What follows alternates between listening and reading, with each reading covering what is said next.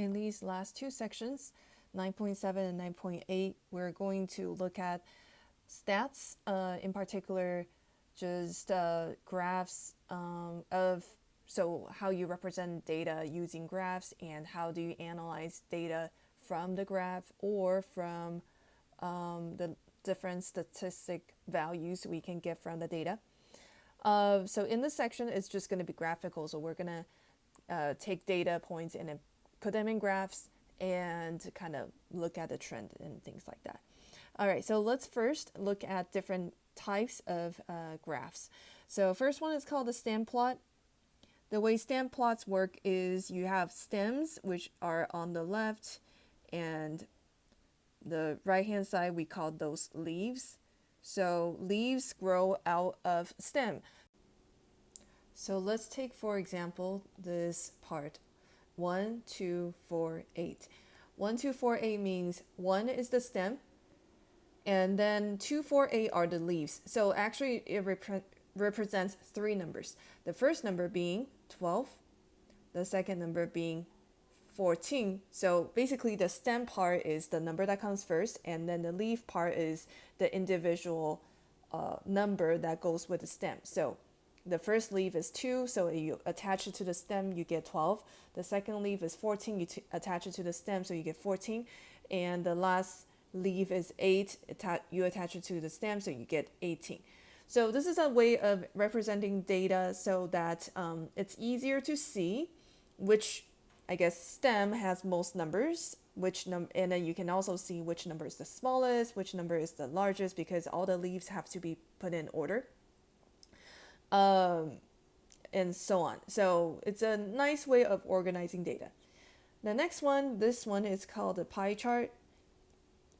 And this is a very commonly used thing to kind of show you, based on the category, how many percent is included in that category. The next one is histogram, or is sometimes called a bar chart. It's basically showing you categories on the bottom, or sometimes it's not categories but just the actual numbers, and on the side is the frequency.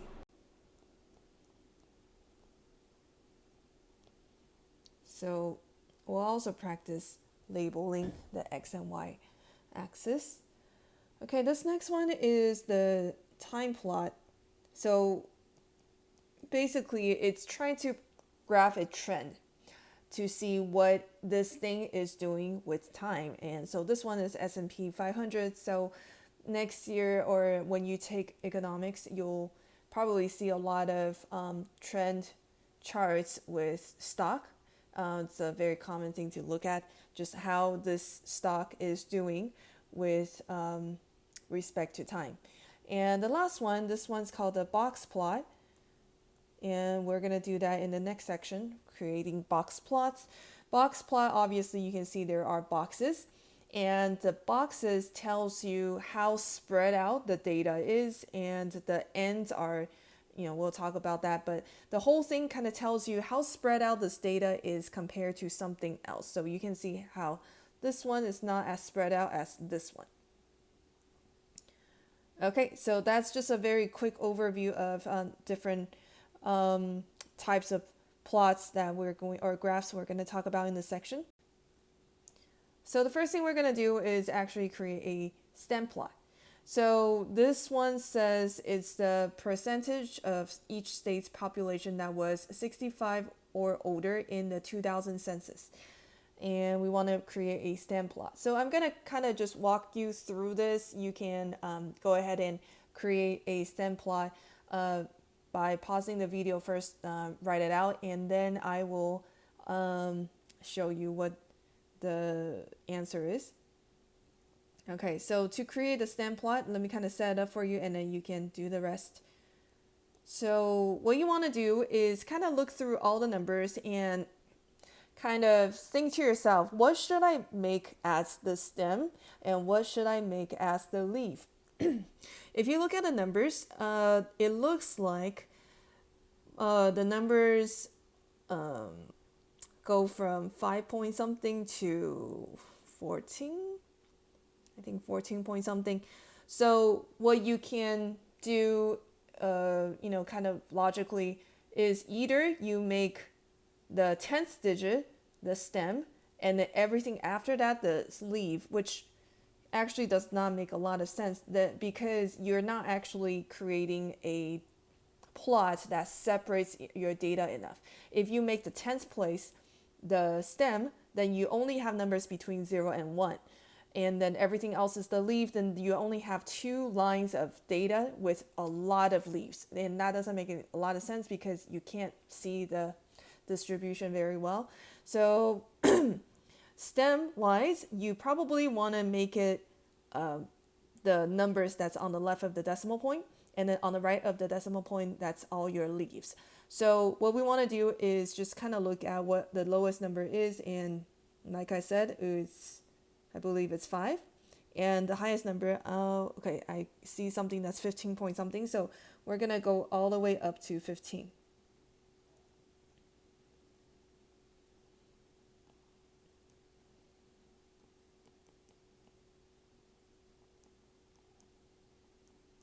I think 15 is the biggest number.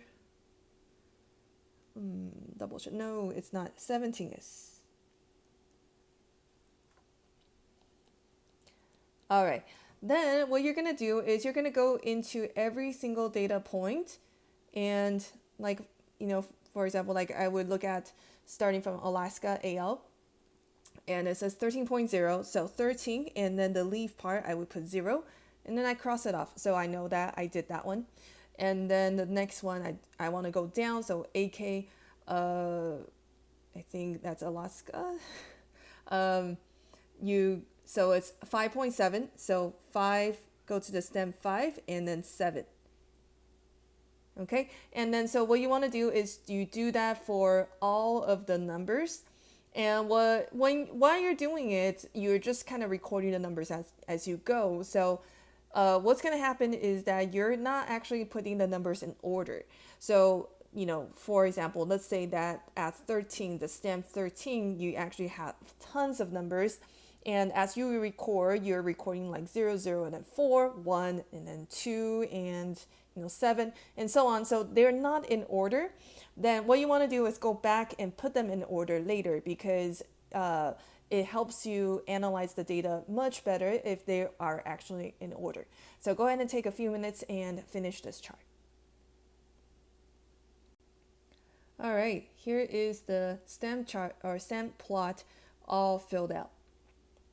Now let's go ahead and try to analyze the stem plot based on the information that's organized there. So first question, judging from the stem plot, what was the approximate average national percentage of residents who were 65 or older? So what they want you to do is approximate. They don't actually want you to calculate. If you wanted to calculate the real average, then you have to add up all the data and divide by how many there are. It's going to take a while, but that's not what they want you to do. They want you just to kind of look at it and guess. If you look at all the data, you can see that 5.7 and 17.6 are kind of the maximum and minimum of the data. Most of the data is kind of stuck between 12 and 13. So I'm going to say that the average is probably going to be around there. And then on the left-hand side of 12 and the right-hand side of 13 seems to be pretty even, like they have about the same amount of data, maybe a little more on the left, but it's not too different. So I'm going to say maybe the average would be maybe around 13. So you want to just kind of guess, because your number, by looking at it, is the guess is not going to be too far from what it really is. If you kind of just do what I was showing you, just kind of look at where most of the numbers are stuck at, and kind of looking on the left of it and the right of it, and say like, this is kind of a chart where it's like mirroring itself. If it is, then you can pretty much say that the average is where most of the data points are. All right, next question. In how many states were more than 15% of the residents 65 or older. So which states or how many states do they have 15% or more people who are 65 or older? And you can see from this, because we organize it so well, you can see that there are 3 states that have 15% or higher. All right, next one. Which states are in the bottom 10th of all states in this statistic? Bottom 10th, well, there are 50 states, so the bottom 10th are going to be the 5 states that's on the bottom. So what we want to do is just kind of look at the data and say, where are the bottom 5? It's the states that have 5.7, 8.5, 9.6, 9.7, and 9.9. All right, so let's go ahead and go to the data. So 5.7 is AK, so Alaska. 8.5 is UT, so Utah. 9.6 is GA, Georgia. 9.7 CO, Colorado. And the last one, 9.9 TX, Texas. All right, next. The numbers 5.7 and 17.6 are so far above or below the other numbers that we call them outliers. What do you think is the cause of these 2 outliers? Well, let's see who has these numbers. Okay, 5.7 we already say is Alaska. 17.6. 17.6. Florida. Okay, so you kind of ask yourself, why are there so little senior citizens in Alaska? And why are there so many senior citizens in Florida? Well, just kind of thinking out loud, I would say there's not a lot of senior citizens live in Alaska because it's too cold and it's just not as populated.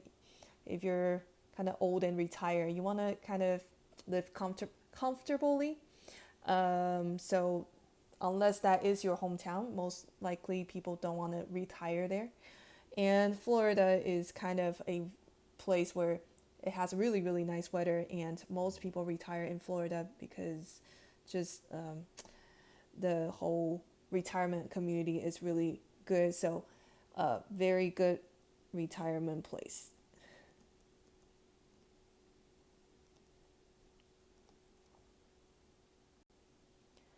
All right, so next we are going to practice frequency table and histogram. So this one is Hank Aaron's annual home run totals. And it wants you to create a histogram with an interval width of 5. Well, to create a histogram, you first need a frequency table. So frequency table is just a way of organizing your data by first categories. So our categories are home runs. And it says that it wants every 5. So let's look at the smallest number that we have. It looks like it's 10. So every 5 means 10 to 14, not to 15. 10 to 15 are 6 numbers. And then 15 to 19, 20 to 24, 25 to 29, 30 to 34. Let's see where the highest number is. The highest number looks like it's 45. Okay, so let's keep going. 35 to 39, 40 to 44, and then 45 to 50. Okay, so those are our categories, and then what we want to do is figure out the frequency. So what you want to do is go to each one. So for example, the first one is 13. So you cross out 13, put a tally. 27, put a tally. And then you want to go through the entire table looking at how many there are in each category. Once you tally everything up, you want to kind of just change that to numbers instead of tallies. So go ahead and take a few minutes and do that, and then come back and check your answer.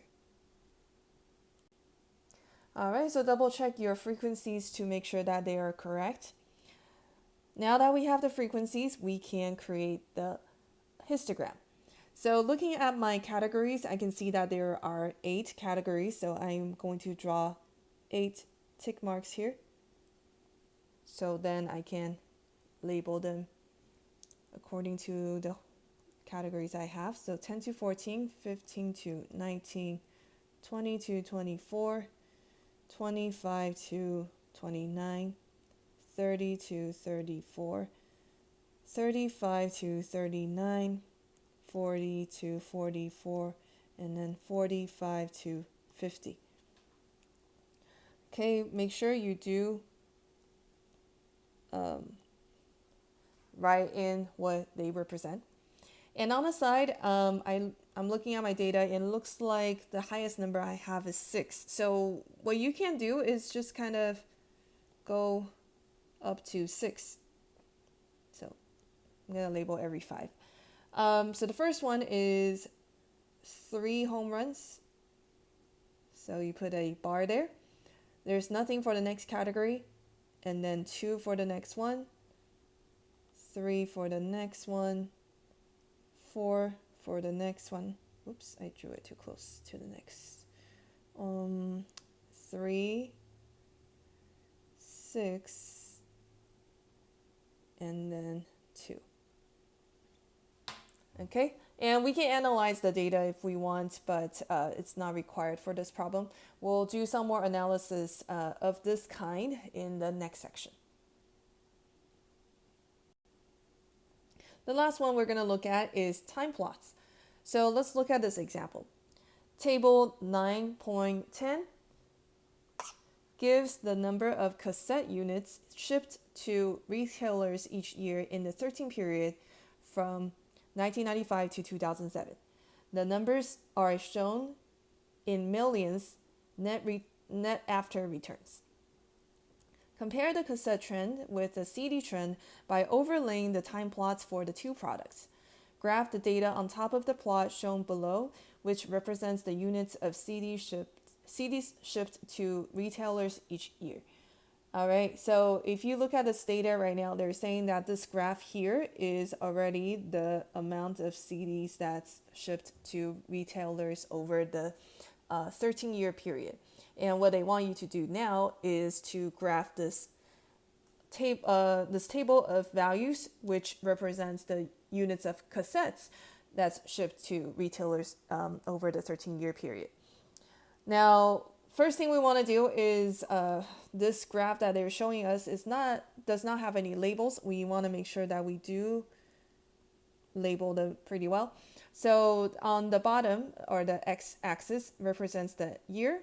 And on the side, it represents, well, this blue line represents CDs, and we're going to draw in the cassettes. But in general, this means the amount of things that's sent to retailers, right? So it's kind of the units of, I guess, packages. But the most important thing here is it's in millions. So this is not actually representing like 100 CDs or 600 CDs that's sent to the retailers, but this is 600 million. So we want to be careful and write that in there. So it's millions of units. Okay, so now let's go ahead and get started. So on the left, you can see that every one of this is 100. So it goes up to 1100. The first number is 272.6. So 272.6 is probably about here. And then 225, a little lower. 172, 158, 123, 76, 45, 31, 17, 5.2, 2.5, 0.7, and 0.4, almost negligible because it's so small. Now what we want to do is just connect all the dots. So this creates our time plot. So comparing the two, you can see that they're both trending down. And let me just put this in here. And if you kind of think about why everything's moving to digital sales, so the sales of cassettes, which is kind of before your time, before CDs came out, so there were already less people buying cassettes than CDs at 1995. But both started trending down once everything starts to become digital around the 2000s. And so that's why the trend is the way it is. So this is a very, very quick summary of all the different kind of graphs that you can have and how you would use the graphs to analyze data.